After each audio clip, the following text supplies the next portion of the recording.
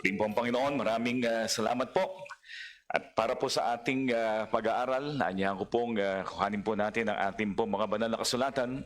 Buksan po natin sa Book of Psalms, particular po sa Psalm chapter 70. Psalm chapter 70, babasahin po natin ang buong chapter, verses 1 to 5. Sabi po ng talata, Psalm chapter 70, verses 1 to 5, ang sabi po in verse number 1, "Make haste, O God, to deliver me. Make haste to help me, O Lord. Let them be ashamed and confounded that seek after my soul.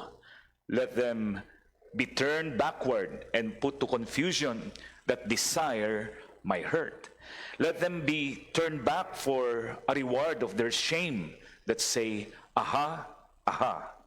Let all those that seek thee rejoice and be glad in thee. And let such as love thy salvation say continually, Let God be magnified. But I am poor and needy. Make haste unto me, O God. Thou art my help and my deliverer. O Lord, make no tarrying." Pagpalain po ng Panginoon ang pagkabasa ng kanyang banal na salita. Tayo pong lahat ay manalangin. Ang manaming banal, Diyos na makapangyarihan, pinupuri at pinapasalamatan ka po namin ngayon pong gabi pong ito sa opportunity na muli, Panginoon, ay magkasama-sama po kami sa aming pong prayer meeting service. Salamat po sa pribilehiyo na makapanalangin. Salamat po sa mga answered prayers. Salamat din po sa opportunity, Panginoon, na kami po ay makapag-aaral ng iyong banal na salita. Patuloy ka pong mangusap, gamitin mo pong mga katotohanan na amin pong mapagbubulay-bulayan upang mai-apply po namin sa aming pang-araw-araw na buhay. Pang-usapan mo po kami, tinataas ka namin, hinihingi po namin ang pagkilos at ang pangungusap ng banal na Espiritu sa aming mga puso. Ito pong aming samod-dalangin sa pangalan ng aming Panginoong Jesus. Amen. Magsipo po tayong lahat. Okay? So ngayon pong oras na ito, tayo darako sa ating pag-aaral sa ating pong binasa sa Psalm chapter number 70. At ilang background lang po bago po tayo tumukoy at tumungo doon sa pinaka-main message po natin. Magbibigay po tayo ng ilang background about Psalm chapter 70. Ang Psalm chapter 70 po ay isinulat ni King David. Ano po? At ito po, kapag binasa po natin, at kanina binasa naman natin, kapag uunawain natin at dadamahin natin yung damdamin ni King David nung ito po ay kanyang isinulat at naging panalangin sa Panginoon, masasabi natin that David was under a severe pressure. Pressured po na dito, marahil sa kanyang mga kaaway. At kitang-kita natin, mga kaibigan, na sa David, bagaman siya po ay isang makapangyarihang hari, mahusay na hari, magaling na hari, pero dumating sa pagkakataon, talagang dumating siya sa desperadong sitwasyon, desperately asking for God's help. Ba't po natin sinabing desperado si David? Kasi kung babasahin pa lang po natin in verse number 1, tignan po niyo ang sabi ng talata, ang sabi mismo ni David, ang panalangin niya, bungad po ng kanyang panalangin. Ang sabi po niya, "Make haste, O God."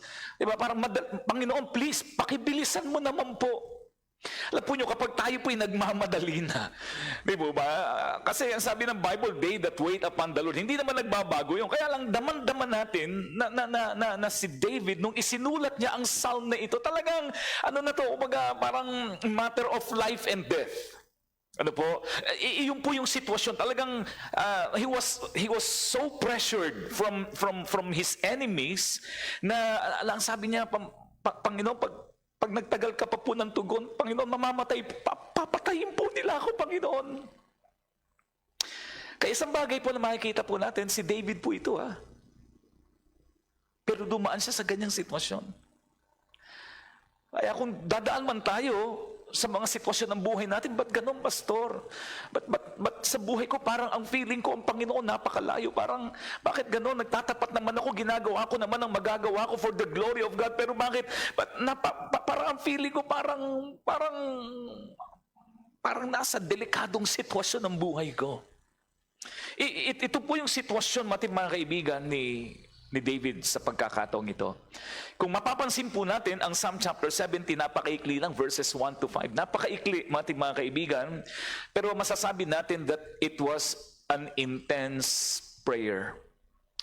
it is more of a desperate cry than a reflective meditation. Talagang desperadong paghingi ng tulong sa ating pong Panginoon. Ang Psalm chapter 70 po ay mapapansin po natin kapag binasa po natin ang Psalm chapter 40, particularly in verses 13 to 17, makikita po natin na almost identical. Psalm chapter 70, kung titignan po ninyo ang Psalm chapter 40, particularly in verses 13 to 17, makikita po natin na almost identical po yung nilalaman ng mga ng Psalms na ito. At ito po, mga kaibigan, ay nagsasuggest, mga kapatid, na ito pong Psalm chapter 70 ay isang stand-alone prayer. Marahil ito po, mga kaibigan, ay isang awitin na kinuha sa isang karanasan ni David sa isang aklat na kanyang sinulat na nga in Psalm chapter 40 na ginagamit po bilang awitin sa kanilang pagpupuri sa Diyos, especially in times of crisis. Kaya ganun kaikli. At makikita nga natin yung identical na nilalaman ng psalm na ito sa Psalm chapter 40 verses 13 to 17. Bagaman hindi po in-specify ng talata o ng aklat kung ano po yung specific na pinagdadaanan ni David sa pagkakataong pong ito, pero ang mga nag-aral po, ang mga Bible scholars ay nagsabi na marahil ang background po nito ay nung pagkakataon na si David po is being pursued by King Saul. Naalala po natin si David ay talagang pinagtangka ang patayin ni King Saul at talagang muntik na siyang masukol eh. O ito po marahil ay tumutukoy doon sa rebellion ng kanyang anak na si Absalom. Kung maalala po natin yung kwento in 2 Samuel chapter 15 hanggang chapter 18. Doon po nakasulat yung kwento po na yun. Yung pinagtangkaan din siyang patayin ng kanyang anak na si Absalom. At ito po ay marahil tumutukoy din, mga kapatid, doon sa mga tao na kumakalaban sa kanya, na naghahanap at talagang sinisikap na siya ay pabagsakin. So, regardless kung ano man yung background, kitang-kita natin dito nga yung desperasyon. David was so desperate.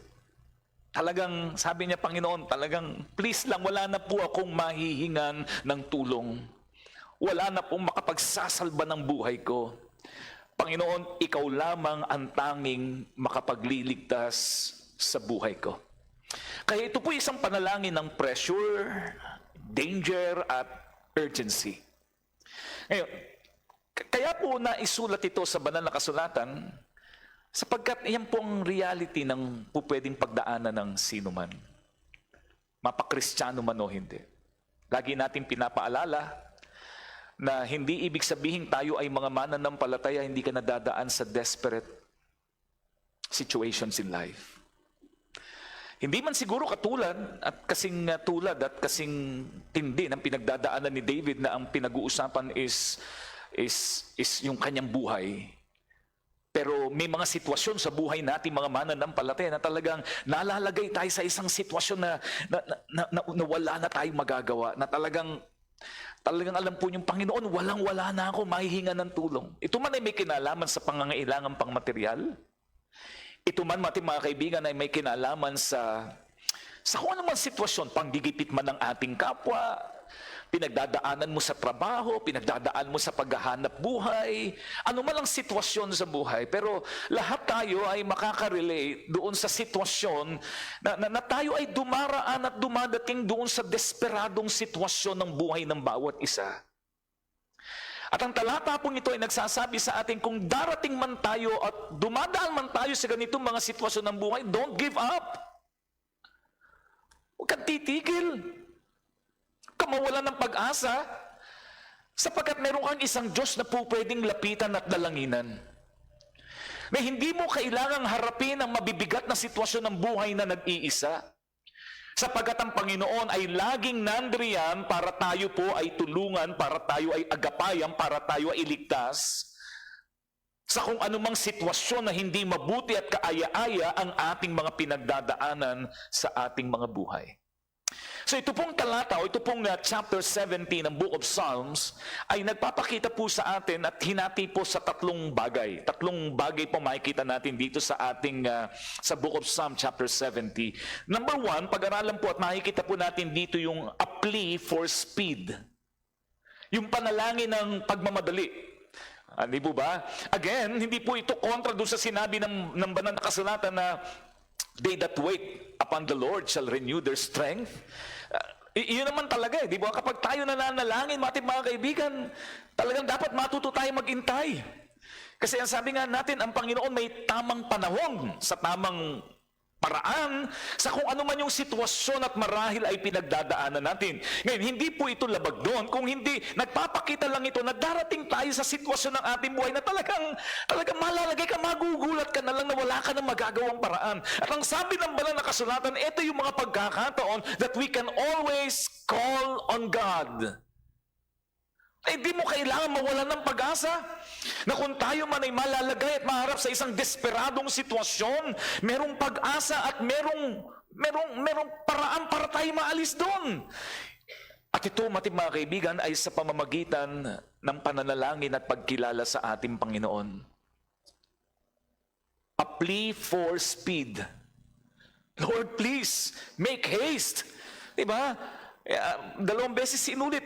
Sabi sa verse number 1, make haste, O God, to deliver me. Make haste to help me, O Lord. A plea for speed. Bakit po? Kasi meron po tayong pagdadaanan sa buhay na biglaan. Biglaan. Kaya sa mga biglaang mga sitwasyon ng buhay na hindi ka handa, sa mga biglaang sitwasyon ng buhay na wala kang magagawa, you can always cry to God for help. Nalangin ka. Huwag kang mawala ng pag-asa. Huwag mong isipin na tapos na ang buhay kung hindi tayo ay matutong lumapit sa Diyos. Meron tayong mga tinatawag na sudden needs. Biglaang pangangailangan. Naranasan na ba ninyo yun? Na hindi mo ina-expect, bigla na lang may dumating na matinding pangyayaри. Ano gagawin mo? Sabi ko nga mga kaibigan, automatic, ang unang tendency natin is to look, di ba, doon sa provision, sa pangangailangan. Pero ang sinasabi sa atin, para makita natin yung tamang lugar at yung panggagalingan ng provision for our need, we need the guidance of God. Hindi lamang po yun, meron tinatawag din tayong hindi lang sudden needs, but serious needs. Di ba mga seryoso? Ito yun eh. Yung may mga sitwasyon tayong pagdadaanan sa buhay na okay lang. Sige, Panginoon, mag-aantay po ako. Di ba? May mga gano'n naman. Karamihan sa prayers natin, marahil gano'n eh. Yung bang nananalangin tayo, pero hindi gano'n kasi. Lord, sige, I'm willing to wait. Okay lang, Panginoon, kahit next month o next year o kailan mo po gusto, Panginoon, nandito po ako, handa po ako Pero may mga sitwasyon na talagang seryoso eh. Alam niyo yun, yung serious need. Hindi lamang sudden need, kundi serious needs. At yung pangatlo po, yun talagang tinatawag natin katulad nito, speedy need. Make haste, Lord. Lord, make haste. Lord, make haste. May mga sitwasyon na may mga tao na talaga namang laging nandyan to support us and to help us. Pero may mga pagdadaanan tayong sitwasyon sa buhay na kahit na may mga taong nagmamalasakit, pero wala silang magagawa. Yung instant need, speedy need. Sinasabi sa atin ng banal na kasulatan, sinasabi sa atin ng psalm nitong ni King David, ano man ang pagdadaanan mo, biglaan man yan, mabilis ang pangangailangan man yan, you can always count on God. Always pray to God. Nung dumaan si David sa sitwasyong ito, he calls on God with urgency. With urgency. Pag tayo ba dumaraan sa ganong sitwasyon, sino ang unang naiisip natin at nilalapitan natin? Pag may matindi tayong pangangailangan pinagdadaanan at sitwasyon, anong una nating ginagawa? At biglaan, sino ang sinusulingan natin? Pag dumaan tayo sa isang biglaang pangangailangan, sino ang unang pumapasok sa isipan natin? Diyos ba? O ibang tao? Bombay ba? Ngayon, hindi na masyado Bombay, ano? O yung mga loan application sa cellphone. Sinong una? Sinong una? Sinong una? Tinuturuan tayo ni David na anumang sitwasyong pagdadaanan natin, ang unang lapitan natin walang iba kundi ang Diyos. Kasi ang Panginoon, alam niya ang ating pinagdadaanan at may plano ang Diyos, kailangan lang manampalataya tayo na ang Panginoon ay tutugon. Pangalawa po, hindi lamang po ito plea for speed, kundi ang Psalm chapter 70, ito po ay nagpapakita ng punishment of the wicked. Kasi ang sitwasyon ni David dito ay tinatangka ng kanyang mga kaaway na siya ay patayin. May mga ganong mga sitwasyon, ano? Ang kaaway ni David ay mga taong nag-iisip ng masama to do him harm. Pero alam ni David, may kapangyarihan naman si David eh. Kaya ni David makipagpatayan eh, which is napaka-matinding mighty warrior si David eh. Si Goliath nga, pinatay niya, bata pa lang siya eh. Nung yung mga army na tinipon ni David, terribly po. Kapag binasa po ninyo basahin po ninyo ang kwento kung paano si David ay naging hari, kung paano niyang nilid yung mga tao, at paano siya nakabuo ng mighty army. Maniwala kayo mga kaibigan, ang pinapatay ng mga armies nitong mga sundalo nitong si David, hindi po daan ha. Isang tao sa isang labanan, hindi isang daan ang napapatay, libo. Sabi ko siguro dito kinuha ng Panday yung kanyang kwento, no? Kasi si Panday, iisang tao, pero kapag mambira yung mga kampo ni Lizardo, lahat ang dadami, patay lahat, iisang tao. Basahin po ninyo ang kwento nung kanyang mga kawal, terrible, sasabihin mo, wow, doon siguro totoo, may ganun pala. Ganun katindi. Pwede siyang makipaglaban po, pwede siyang makipagpatayan. Pero alam po niyo mga kaibigan, tinuruan at natuto itong si David sa ganung mga sitwasyon, kahit ganun na ang ginagawa sa kanya mga kaibigan, ang unang ginawa niya is to pray to God. Hindi ko po sinasabing huwag nating ipagtanggol ang sarili natin. Kung merong gusto pumatay sa atin, basta magpe-pray ako, hindi na ako tatakbo, tumakbo ka. Kung may magagawa kang paraan to defend yourself, defend yourself. Pero sinasabi po sa atin dito sa ganitong mga sitwasyon, kung merong isang bagay na dapat mga kapatid na kilalanin natin, merong isang Diyos na po pwede tayong lapitan. Ano man ang po pwedeng isipin ng ibang mga tao, ano man po pwedeng gawain ng ibang mga tao laban sa anak ng Panginoon. Pati mga kaibigan, hindi tayo immune sa po pwedeng gagawain ng ibang masama at pag-iisip ng ibang masama. Pero ang Diyos ay may paraan to protect His children. Tiwala tayo sa Diyos. Manalangin tayo sa Diyos. Ang Diyos ang unang lapitan natin. Magtiwala tayo sa Kanya. Pinapakita po ng mga talata from verses 2 to 3. Yung punishment of the wicked. Tingnan po ninyo ang sabi ng talata in verse number 2. Let them be ashamed and confounded that seek after my soul, after my life. Let them be turned backward and put to confusion that desire my hurt. Let them be turned back for a reward of their shame that say, aha, aha. So ano po mga kaibigan ng punishment ng Panginoon sa mga wicked na nag-iisip ng hindi mabuti sa kanyang mga anak? Nakikita po natin, ang sabi diyan sa talata, shame. Shame. Their plans will be exposed. I-expose ng Panginoon, mapapahiya ang mga tao nag-iisip at gumagawa at nagpaplano ng hindi mabuti sa kanyang mga anak. Ihahayag ng Diyos yan and they will be put to shame. At hindi lamang po yan, hindi sila magtatagumpay. Alam po niyo, mararanasan nila setback. Marami po silang gagawin na paplanuhin, mga kaibigan, na planadong-planado na. Pero mga kaibigan, hindi itutuloy ng Diyos. Hindi mangyayari. Hindi mangyayari. Kasi ang proteksyon ng Panginoon ay nasa kanyang mga anak. Their plans will not progress. Their plans will be hindered by the Lord. Alam po ba nyo na sa buhay natin ngayon, totoo po yun, marami po sa atin, Pastor, wala man akong kaaway, wala man nangyayari sa akin, hindi mo alam yun. Pastor, ako, sa buong buhay ko, hindi pa ako nakaranas na ma-hold up.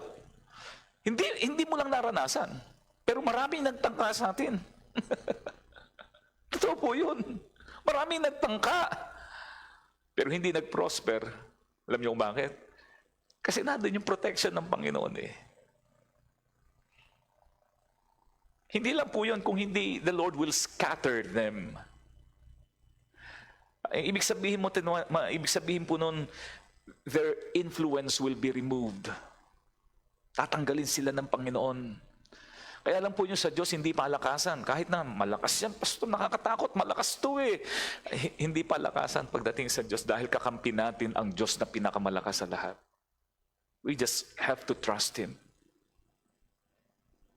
Ang problema sa ating mga tao, nadadala tayo ating mga kaibigan ng takot dahilan sa pwedeng gawain, impluensya ng kapwa. Pero napatunayan at alam ni David kung sino ang higit na makapangyarihan sa lahat. And the Lord preserved David. The Lord protected David. Alam niyo kung bakit? Sapagkat nagtiwala siya sa ating Panginoon. Sa buhay po natin, yun po yung gustong ituro sa atin ng talata. Trust God. Trust Him with all of our hearts. Kung meron tayong dapat unang lalapitan sa anumang sitwasyon na pagdadaanan natin, desperate situations in life, ang dapat na mangyari at ang dapat na gawain natin is to always call upon the Lord. Because He will hear, and He will perform. Gagawa siya ng paraan para po sa bawat sa atin. Pangatlo po, ating mga kaibigan, and the last, ay kita po natin dito po sa verses 4 pababa, yung praise of the worshipers. Kaya meron pong yung una, yung plea for speed, yung desperadong sitwasyon. Pero ang sabi at pinakita rin sa akin, huwag kayong mag-alala kasi yung mga nag-iisip ng hindi mabuti sa lahat ng mga anak ng Diyos, they will be punished. Hindi sila magtatagumpay. At huwag din kayo mag-alala, magtiwala lang kayo sa akin. Why? Because sa huli, as worshipers of God, as children of God, you will praise the Lord in the end. Papasalamat tayo sa Diyos. Because the Lord will never fail His children. Ang Panginoon laging nandyan. He will see to it na tayo ay makakalampas sa lahat ng mga sitwasyon sa buhay. Na magiging kawakasan ng mga mananampalataya ay magiging mabuti. At alam po ninyo mga kaibigan kung papaano ang panalangin. Tandaan po natin, magtiwala lang tayo sa Diyos. Lumapit tayo sa Kanya, huwag tayo madala sa anumang mga sitwasyon at gagawin ng ibang tao sa atin. Alam po niyo mga kaibigan, you will continually seek Him. You will praise the Lord. You will seek Him more. Pagkatapos niyang gawain ang Kanyang plano, patapos niyang ipakita sa atin ang Kanyang kapangyarihan, alam po niyo, magiging result nito, you will continually seek Him. Yan ang magiging sitwasyon. Ang praise ng mga mananampalataya, you will always be seeking the glory of the Lord. Mangyayari yung plano ng Panginoon at dahilan kung bakit niya tayo pinapahintulutan na dumaan sa mga sitwasyon na kahit na hindi ka aya-aya. Kasi nais ng Panginoon na turuan tayo na sa lahat ng sitwasyon, tayo ay patuloy na maghahanap at hahanapin natin ang Kanyang kalooban. Hahanapin natin ang Kanyang presensya sa buhay natin. At hindi lang po yun. Pangalawa, na paraan ng pagpupuri ng mga mananampalataya magtitiwala, you will keep on singing for the Lord. Pag sinabi nating singing, hindi po ibig sabihin mga kaibigan na magiging choir member tayong lahat. Ang ibig sabihin lang, you will continually proclaim the goodness of God in your life. You will be singing. Kaya pag tayo po masaya, subukan nyo, pag tayo masaya, anong ginagawa natin? Minsan, hindi ka naman, nag-iisa ka. Pag masaya ka, hindi mo naman kinakausap ang sarili mo. Alam mo, masaya ka, ha? Hindi naman gano'n, di ba ba? Ang isang paraan to express yung happiness sa buhay natin, na pinagdadaanan natin, paano? Di ba kanta ka ng kanta? Uy, sabi nung nakarinig sa'yo, sabi nung katrabaho mo, uy, mukhang meron kang magandang nangyayari sa buhay mo. Bakit? Wala naman ako sinasabi. Grabe kanta mo eh. Halatang masaya eh. Halatang merong magandang balita eh. Di ba? Oh, may isang dalaga, ba, magugulat ka, mga kinakanta, ba, pambihira. Patungkol sa, ano nga ba yung isang kanta na, please be careful with my heart. Pag kinakanta ng babae yun at siyam lang mag-isa at ngingiti-ngiti, ba, isa lang ibig sabihin mo, ba, pambira, mukhang may sinagot na to. Yung pag-awit kasi ay nagpapahayag ng nilalaman ng damdamin natin. At ang result, kapag natutunan nating magtiwala sa Diyos, at patutunayan naman ng Panginoon na hindi sayang ang pagtitiwala, you will not only seek Him, you will always be seeking for Him.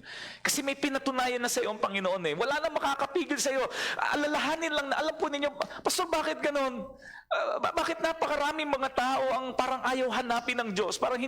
Kasi hindi na inaalala kung paano yung naging karanasan nila sa buhay eh. Kapag ikay dumaan sa isang sitwasyon, life and death situation, at isinalba ka ng Diyos, wala kang ibang hahanapin kundi Diyos lang eh.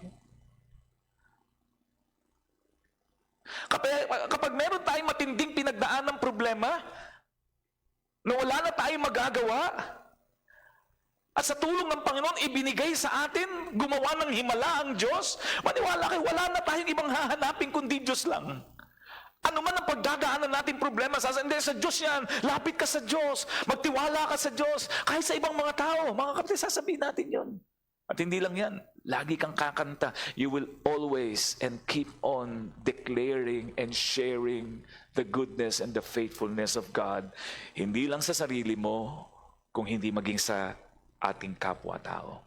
You will be singing. And you will be saying or sharing continual exaltation. Let God be magnified. Yan ang magiging buka ng bibig natin. Diba? Nakakapansin ho ba kayo ng mga taong ganun? Yung mga tao na dati ang lumalabas sa bibig, puro bastos. Yung mga tao na dating lagi lumalabas sa bibig, puro mura, puro negatibo, puro pangit. Ba, kapag nakaranas ng biyaya at kapangyarihan ng Diyos, ba, ngayon mga atin, puro magtiwala ka lang sa Diyos. Hindi mo ina-expect eh. Dati, di ba, puro mura yan, pero hindi, mag-pray ka lang. May plano ang Diyos. Yun eh. Alam niyo kung bakit? Kasi may pinatunayan ng Diyos sa buhay nila eh. The praise of the worshipers. Alam niyo yung pagkakaiba sa mga wicked? Doon sa mga nag-iisip ng hindi mabuti, sa mga unbelievers. Ang mga mananampalataya sa lahat ng pagdadaanan sa buhay will respond in joy and worship. Ibang-iba. Kapag natutunan natin magtiwala sa Diyos at kinilala natin ang Kanyang kabutihan at Kanyang mga ginawa, ano man ang pagdadaanan natin, ang response natin lagi may kasayahan, hindi kawalan ng pag-asa. May pagpupuri, hindi puro hinagpis. Sapagkat patutunayan ng Diyos sa lahat ng Kanyang mga anak na Siya ay totoo, na ang Diyos ay makapangyarihan, na ang Panginoon ang magsasalba sa atin, maging sa mga sitwasyon na sa tingin natin ay wala ng kaayusan at wala na tayo magagawa. A cry for deliverance. May sitwasyon po ba sa buhay natin sa kasalukuyan na nangangailangan ng paglapit sa Diyos? Meron bang sitwasyon na pinagdadaanan ka na masasabi natin desperadong sitwasyon, Panginoon? Marahil hindi katulad nung kay David, wala namang nag-iisip ng masama laban sa buhay natin, mabait naman tayo sa kapitbahay natin, okay naman tayo. Pero marahil meron tayong mga sitwasyon sa buhay na marahil walang kinalaman sa buhay na may gustong kumuha, pero marahil may kinalaman sa pangangailangan o marahil sa kalusugan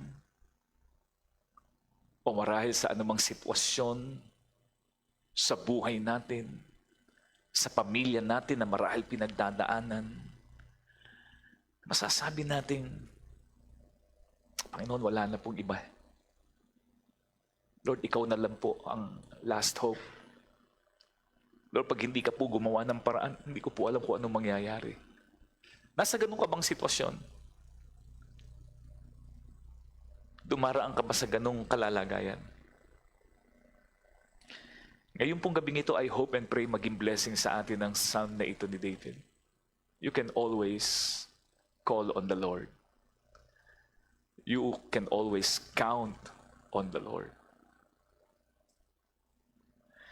At hanapin mo ang kapayapaan galing sa Diyos. A cry for deliverance.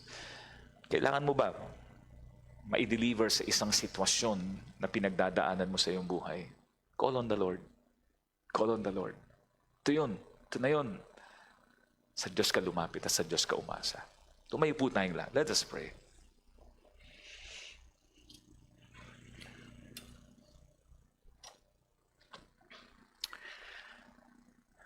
A call for deliverance. Anong sitwasyon ng buhay mo na masasabi mo, Lord, I need you to deliver me from this situation? Meron ba? Meron ba? Financial? Physical? Relational? Work-related ba? Spiritual ba? Hindi ko po alam kung ano. Pero gusto ko sabihin sa atin, alam po ng Diyos, nag-aantay lang siya na tayo ay matutong lumapit at magtiwala at manalangin sapagkat ang Diyos ay nakikinig. Kung tayo po ay nasa ganitong sitwasyon katulad ni David, ang best thing to do is to call on the Lord, pray to the Lord, and let us ask God's help sa sitwasyon na ating pinagdadaanan. Hindi natin kayang mag-isa, hindi natin kayang solusyonan, pero kaya ng Panginoong ayusin ang lahat ng bagay. Kung ito pong panalangin ng bawat isa sa atin, kung ito ang ating pong sitwasyong kinalalagyan, anyayahan ko po kayo, lapit po tayo sa Diyos bago ho natin tapusin ang ating pong service. Manalangin tayo sa Diyos ng taimtim, lumapit tayo sa Kanya at ilapit natin kung ano man yung sitwasyon na pinagdadaanan natin sa ating buhay. At tanggapin po natin yung katugunan ng ating Panginoon. Kung ang Panginoon po'y nangungusap sa inyo, anyayahan ko po kayo, come to the Lord, come to the Lord. Ilapit natin sa Diyos lahat ng sitwasyon na ating pong pinagdadaanan sa kasalukuyan.